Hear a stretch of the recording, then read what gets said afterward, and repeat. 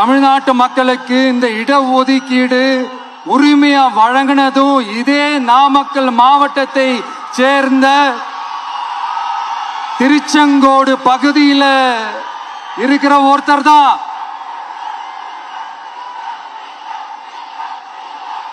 நம்ம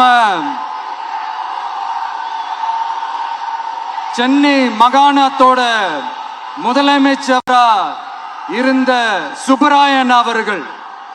அவர்தான் அந்த மாபெரும் மனிதர்.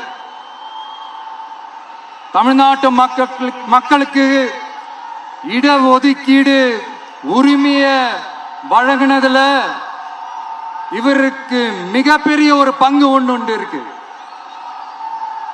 அதுதான் இந்த கம்யூனல் GO 1071 அதை கொண்டு வந்து பட்டியலின மக்களுக்கும் பிற்படுத்தப்பட்ட மக்களுக்கும் இத வழங்கினார்.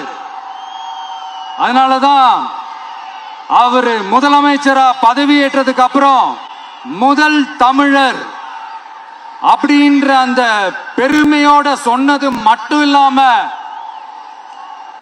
இதே நாமக்கல்ல அவருக்காக ஒரு மணிமண்டபம் கட்டுவோம்னு வாக்குறுதி நம்பர் 456 கொடுத்தது யாரு?